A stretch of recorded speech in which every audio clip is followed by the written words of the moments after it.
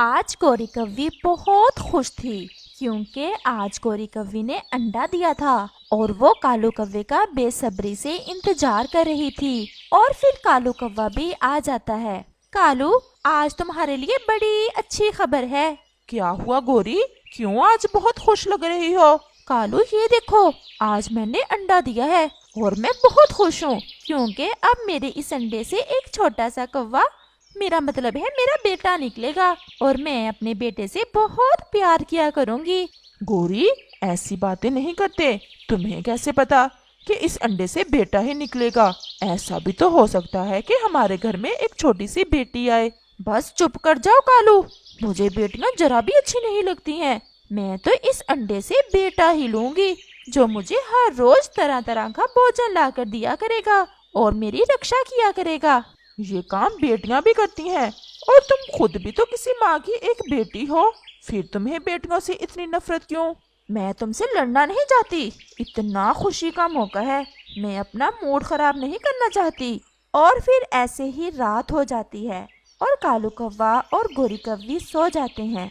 रानो चिड़िया, चले भोजन की तलाश में। तोते भैया, आज कव्वे को भी साथ लेकर जाना है। वो कल मुझे मिला था, कह रहा था कि मैं उसे भी साथ लेकर जाऊं भोजन की तलाश में। एक दिन जाएगा और फिर से चोरियां शुरू कर देगा। नहीं तोते भैया, अब कालू ने चोरियां छोड़ दी हैं। और फिर वो दोनों कालू की तरफ चले जाते हैं।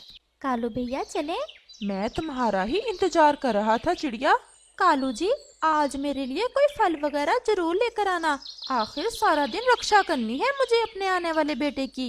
गोरी, ऐसा नहीं कहते, तुम्हारे इस अंडे से बेटा हो या बेटी, बस जिंदगी वाला हो। बेटियां बेटों से भी ज्यादा भाग्यशाली होती हैं।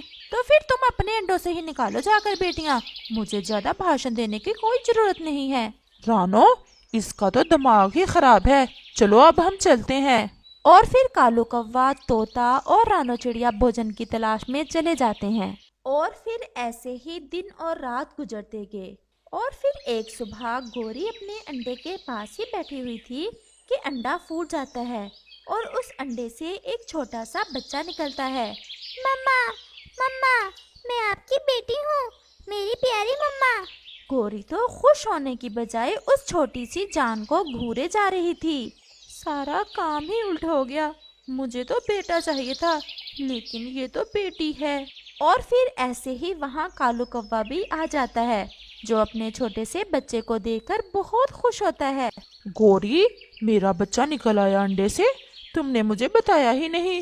और तुम इतनी उदास क्यों हो? पापा, पापा, मेरा प्यारा पापा, मैं आपकी बेटी हूँ। गौरी, बेटी निकली है अंडे से, इसलिए तो उदास नहीं हो। तो और क्या मिठाइयाँ बांटूं मैं बेटे की, मुझे तो बेटे अच्छे लगते हैं। और फिर ऐसा कहते हुए गोरी अपना मुंह दूसरी तरफ कर लेती है और कालू कौवा अपनी बेटी को अपने साथ लगा लेता है। पापा, मम्मा मुझसे बात क्यों नहीं कर रही? गुड़िया, तुम्हारी मम्मा की तबीयत ठीक नहीं है, इसलिए। और फिर ऐसे ही रात हो जाती है और वो सो जाते हैं। लेकिन गोरी कव्वी की आंखों में नींद नहीं थी। मेरे सपने तो कभी पूरे नहीं हुए। क्या ही अच्छा था अगर इस अंडे से बेटा निकल आता। अब मैं इसे अपने हिस्से का भोजन कैसे दिया करूंगी? और मुझसे तो नहीं होगी अब इसकी रक्षा। पहले ही सारा सारा दिन अंडे पर बैठकर मैं बहुत कमजोर हो गई हूँ। गोरी सारी रात ऐसे ही सोचती रहती है। और फिर ऐसे ही सुबह हो जाती है। गौरी, मैं आज भोजन ढूंढने थोड़ा दूर जाऊंगा और शाम को देर से आऊंगा।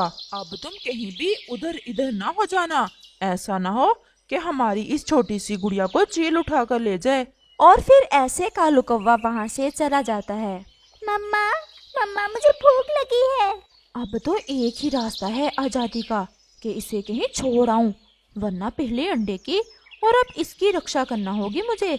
मैं ऐसा करती हूँ, इसे दूसरे जंगल में पहाड़ों की तरफ छोड़ आती हूँ। चल भी गुड़िया, आज तुम्हें सैर कराती हूँ पहाड़ों की। और फिर गोरी कव्वी गुड़िया को लेकर पहाड़ों की तरफ चली जाती है और एक सूखे पेड़ पर एक पुराने से घोंसले में गुड़िया को रख देती है।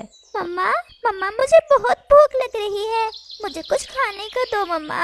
तुम यहाँ बैठो और मैं तुम्हारे लिए कुछ खाने को लेकर आती हूँ। और फिर ऐसा कहते हुए गोरी कव्वी वहाँ से वापस हो लेती है। और गोरी कव्वी वापस आकर अपने घोंसले में बैठ जाती है। अब कालू भी आने ही वाला होगा, मुझे अब अच्छे से नाटक करना होगा, वरना कालू तो मुझे छोड़ेगा ही नहीं। और फिर शाम हो जाती है और कालू कौवा भी वापस घर लौट आता है। मैं लुट गई कालू, हाय मेरी बेटी। मैं लुट गई, मैं ना ही जाती पानी पीने, क्यों गई मैं? गोरी, क्यों रो रही हो? और मेरी बेटी कहाँ है? उसी के लिए तो मैं रो रही हूँ, बस पानी पीने नदी की तरफ गई थी मैं 1 मिनट के लिए, और पीछे से वो चील आई और मेरी सुंदर सी बेटी को उठा ले गई। हाय। गोरी, तुमने अच्छे से रक्षा नहीं की मेरी बेटी की। देखो, मैं सुबह से गया हुआ हूँ और तुम्हारे लिए भोजन लेकर आया हूँ, लेकिन तुमने ये क्या कर दिया? मैंने नहीं किया है, मैंने कौन सा बुलाया था उस चील को। अच्छा, अब चुप कर जाओ, शायद यही भगवान की इच्छा थी। और फिर गोरी कव्वी झूठ मूठ के आंसू रोक लेती है। अब ये अमरूद खा लो, मैं तो अपनी बेटी के लिए लाया था ये नरम नरम अमरूद। मेरा मन नहीं कर रहा। और फिर ऐसे ही रात हो जाती है और कालू कौवा सो जाता है, लेकिन गोरी को भूख सता रही थी। जैसे ही कालू कौवा सोता है, गोरी कव्वी जल्दी से वो अमरूद चट कर जाती। सुनो जी, वो देखो सामने, शायद किसी पक्षी का बच्चा है, लेकिन ऐसी रात में वो यहाँ कैसे? ये तो घोंसला भी उजड़ा हुआ है। वो उल्लू बहुत हैरान होते हैं और उस बच्चे के पास आते हैं। तुम कौन हो? मैं कल ही इस दुनिया में आई थी अपने अंडे से। मेरा पापा मेरे लिए भोजन लेने गया था और फिर मेरी मम्मा मुझे यहाँ ले आई और कहती थी कि मैं यहाँ बैठूं, वो मेरे लिए भोजन लेकर आती है। लेकिन अब तो रात हो गई और मेरी मम्मा अभी तक नहीं आई। शायद वो कव्वी इसे छोड़ गई है यहाँ। लेकिन कोई पक्षी ऐसे कैसे कर सकता है? कोई कैसे अपने मासूम बच्चे को ऐसी रात में अकेला छोड़ सकता है? लेकिन जो भी है, वो इसे छोड़ गई है, क्योंकि कोई भी माँ इतने छोटे बच्चे को अकेले छोड़कर भोजन ढूंढने नहीं जाती। क्या हम इसे अपने साथ ले जाएं? मैं पाल लूंगी इसे। देख लो, मुश्किल है, अगर ऐसा कर लोगी तो मुझे तो कोई एतराज नहीं है। मैं कर लूंगी। और फिर उल्लू उस छोटी कव्वी को अपने साथ ले जाते हैं और मम्मा उल्लू उस छोटी कव्वी की पूरी रक्षा करती है, उसे अच्छे से भोजन देती है और वो कव्वी भी उस उल्लू को ही अपनी मम्मा समझती है और वो भी उससे बहुत प्यार करती है। मम्मा, मैं अब अच्छे से उड़ सकती हूँ। अब आप मेरे लिए भोजन ना लाया करें, मैं अब खुद से भोजन ढूंढ सकती हूँ। मेरी जान, मुझे पता है, लेकिन मुझे अच्छा लगता है जब मैं तुम्हारे लिए भोजन लाती हूँ। और फिर ऐसे ही दिन और रात गुजरते गए और फिर एक दिन गोरी और कालू भोजन ढूंढकर वापस आ रहे थे कि तेज हवा आ जाती है और फिर गोरी और कालू एक पेड़ पर बैठ जाते हैं। वो जैसे ही उस पेड़ पर बैठते हैं, एक बड़ी शाख टूटकर उनके ऊपर गिर जाती है, जिससे कालू तो वही मर जाता है और गोरी का सर भी शदीद घायल हो जाता है। मेरा कालू, हम ना ही आते इस दिशा में दाना ढूंढने, मुझे क्या पता था कि आज हमारी दुनिया ही उजड़ जाएगी।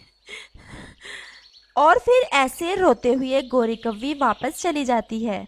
आज कालू के बगैर गोरी घोंसले में अकेली थी और फिर उसे सारी पुरानी यादें आने लगती हैं और ऐसे ही उसकी बेटी का चेहरा भी उसके सामने आता है, जिसे सोचकर गोरी रोने लग जाती है। मैंने कितना बड़ा पाप किया, जो बेसहारा छोड़ दिया अपनी बेटी को। कितना रोई होगी मेरी बेटी जब किसी चील ने उसे खाया होगा। और फिर गोरी रोने लग जाती है और फिर ऐसे ही सुबह हो जाती है, लेकिन गोरी से तो उड़ा ही नहीं जा रहा था, क्योंकि उसका एक पंख शदीद घायल हुआ था, जो अब तो हिल भी नहीं रहा था। और फिर गोरी बेबस होकर वहाँ बैठ जाती है। अब तो मैं यहाँ ही मर जाऊंगी, अकेले ही। काश अगर मेरी बेटी मेरे साथ होती तो वो मेरा सहारा बनती। हमें आज दूसरे जंगल जाना है, क्योंकि आज वहाँ बादलों ने आना है और उनसे बारिश का पूछना है। पापा, मैं भी आपके साथ ही जाऊंगी, प्लीज पापा। अच्छा, ले चलते हैं। और फिर ऐसे वो तीनों दूसरे जंगल चले जाते हैं। उड़ते उड़ते वो जैसे ही गुड़िया के घोंसले के पास से गुजरते हैं, तो गुड़िया को सब याद आ जाता है। मम्मा पापा, यही मेरा घोंसला है और वो मेरी मम्मा। और वो पल भर के लिए वहाँ रुकने का फैसला करते हैं। मेरी गुड़िया, तुम जिंदा हो? हाँ मम्मा, मैं जिंदा हूँ। आपने तो मुझे मार ही दिया था, लेकिन भगवान को मुझे जिंदा रखना था। और ये है मेरे मम्मा पापा। तुम्हारा पापा भी मर गया और मेरा पंख भी टूट गया है। तुम मुझे माफ कर दो मेरी गुड़िया, और मेरे पास आ जाओ। माँ, मैं तो ऐसे ही गुजर रही थी इधर से, मुझे ये जंगल देखकर सब याद आ गया और मैं यहाँ आ गई। लेकिन मैं अपने मम्मा पापा को छोड़कर कहीं और नहीं जा सकती। अब यही मेरे मम्मा पापा हैं और मैं इनके पास ही खुश हूँ। और फिर वो सब वहाँ से चले जाते हैं और गोरी कव्वी उन्हें जाता देख रही थी और अपने किए पर पछता रही थी। और फिर ऐसे ही कुछ दिनों में गोरी कव्वी भूख के कारण मर जाती है और बहुत सारी बातें जो वो अपनी बेटी से करना चाहती थी नहीं कर पाती। उस जंगल में आजकल सूखा चल रहा था, जिस कारण जंगल में दाने और पानी की भी बहुत कमी हो चुकी थी। सब पक्षियों को दाने की तलाश में बहुत दूर जाना पड़ता था। मीनू चिड़िया और चमकीलो कव्वी का घोंसला भी पास पास ही था। उन दोनों का एक एक बच्चा था जो अभी बहुत छोटे थे, इसलिए मीनू चिड़िया और चमकीलो कव्वी दोनों ही बहुत परेशान थीं कि बच्चों को अकेला छोड़ कैसे दूर दाना ढूंढने जाया करें। ऐसे ही वो एक दिन बैठी होती हैं। चमकीलो, अब तो हमारे जंगल से दाना बिल्कुल खत्म हो चुका है। अब हम कहीं दूर कैसे जा सकती हैं दाने की तलाश में? मेरा जुज्जू और तुम्हारा जुगनू अभी बहुत छोटे हैं, हम इन्हें अकेला भी नहीं छोड़ सकते। हाँ मीनू, मैं भी बहुत परेशान हूँ और मेरे पास तो आज खाने को भी कुछ नहीं है। भूख भी बहुत लगी हुई है। तुम्हारे पास अगर कुछ है तो दे दो। चमकीलो, मेरे पास भी कुछ भी नहीं है। वैसे मेरे दिमाग में एक बात आ रही है, अगर तुम मान लो। हाँ हाँ मीनू, बताओ। अगर दाने के बारे में है तो जल्दी से बताओ, मेरा तो बुरा हाल है। हम दोनों के बच्चे ही छोटे हैं, हम इन्हें अकेला नहीं छोड़ सकते। हम ऐसा करते हैं कि एक दिन मैं जाया करूंगी दाने की तलाश में और तुम बच्चों का ख्याल रखा करना, और मैं तुम्हारे लिए भी दाना ले आया करूंगी। और एक दिन तुम चली जाया करना और तुम मेरे लिए भी दाना ले आया करना, और मैं बच्चों का ध्यान रखा करूंगी। ऐसे हमें भोजन भी मिल जाया करेगा और हमें बच्चों की चिंता भी नहीं होगी। वैसे बात तो तुमने ठीक ही है, तो फिर आज ऐसा करो, तुम ही चली जाओ, मैं बच्चों का ख्याल रख लेती हूँ। और फिर मीनू चिड़िया दाना ढूंढने चली जाती है। मीनू चिड़िया दाना ढूंढते ढूंढते जंगल के बाहरी हिस्से में चली जाती है। वहाँ से उसे कुछ चने के दाने मिलते हैं और वो उन्हें लेकर आ जाती है। शाम हो चुकी थी। मीनू चिड़िया आधे दाने खुद रख लेती है और आधे चमकीलो कव्वी को दे देती है। और फिर रात हो जाती है। मीनू चिड़िया और चमकीलो कव्वी अपने अपने घोंसले में सो जाती हैं। और फिर सुबह हो जाती है। चमकीलो, आज तुम्हारी बारी है दाना ढूंढने जाने की, तुम चली जाओ और मैं बच्चों का ख्याल रखती हूँ। और फिर चमकीलो कव्वी दाना ढूंढने चली जाती है। आप दोनों आराम से बैठो, मैं बस अभी थोड़ा सा सूखा घास लेकर आती हूँ। मैंने थोड़ी सी मरम्मत करनी है घोंसले की, मैं अभी आ जाऊंगी। आप दोनों ने कोई शरारत नहीं करनी है। और फिर मीनू चिड़िया भी चली जाती है। यार जुजू, चलो हम थोड़ा सा खेल कर आते हैं। नहीं जुगनू, मेरी मम्मा मुझे डांटेंगी, मैं नहीं जाऊंगा। एक तो तुम डरपोक बहुत हो, हम कौन सा ज्यादा देर लगाएंगे, हम जल्द ही लौट आएंगे। बल्कि हम ऐसा करते हैं कि झरने की तरफ चलते हैं। तुम्हें पता है झरने पर तितलियां भी आई होती हैं। मेरा तो उन्हें देखने का बहुत मन करता है, क्या तुम्हारा नहीं करता? मन तो मेरा भी बहुत करता है। तो फिर चलो, हम जल्दी वापस आ जाएंगे, तुम्हारी मम्मा के भी आने से पहले। और फिर जुज्जू भी जुगनू की बातों में आ जाता है और वो जुगनू के साथ झरना देखने चला जाता है। वो दोनों उड़ते उड़ते एक पेड़ पर बैठ जाते हैं। जुज्जू, तुम यहाँ बैठो, मैं अभी आता हूँ रास्ता देखकर, कहीं हम गलत दिशा में तो नहीं आ गए। और जुगनू वहाँ से चला जाता है और जुज्जू वहीं एक पेड़ पर बैठ जाता है। जुज्जू को वहाँ बैठे काफी समय बीत गया था, लेकिन जुगनू अभी तक वापस नहीं आया था। दूसरी तरफ मीनू चिड़िया जब सूखा घास लेकर वापस आती है तो वहाँ बच्चों को ना देख बहुत परेशान हो जाती है। ये जुगनू और जुजू ना जाने कहाँ चले गए हैं। मैं उन्हें मना भी करके गई थी कि बाहर नहीं जाना, वो फिर भी चले गए। और फिर मीनू चिड़िया उन्हें ढूंढने चली जाती है। वो सारे जंगल में उन्हें ढूंढती है, लेकिन उसे बच्चे कहीं से भी नहीं मिलते। फिर वो जंगल से थोड़ा बाहर जाती है तो उसे एक पेड़ पर जुजू बैठा दिखाई देता है। वो जल्दी से उसके पास जाती है। जुजू, जुगनू कहाँ है? मम्मा, जुगनू पता नहीं कहाँ चला गया। मम्मा, जुगनू मुझे जबरदस्ती अपने साथ लाया था, मैं उसके साथ नहीं आ रहा था। अब वो पता नहीं कहाँ चला गया है। मीनू चिड़िया बहुत परेशान थी। अब अंधेरा भी होने वाला था। वो जुगनू को कहाँ ढूंढती। वो उसी परेशानी में जुजू को साथ लेकर वापस आ जाती है। जब वापस आती है तो चमकीलो कौवी पहले से आई होती है। मीनू, तुम कहाँ चली गई थी? मैं तो कब से आई हुई हूँ। और ये जुगनू कहाँ है? मीनू, तुम कुछ बोल क्यों नहीं रही? मेरा जुगनू कहाँ है? मीनू चिड़िया डरते डरते चमकीलो कौवी को सारी बात बता देती है। तुमने मेरे जुगनू के साथ क्या किया है? जुजू, तुम मुझे बताओ, तुम दोनों ने मेरे जुगनू के साथ क्या किया है? आंटी, आप हमारा विश्वास करें, हमने जुगनू को बहुत ढूंढा है, लेकिन वो नहीं मिला हमें। मीनू, ये तुमने मुझसे कौन सा बदला लिया है? मैं तुम्हें छोड़ूंगी नहीं अगर सुबह तक मेरा जुगनू ना मिला।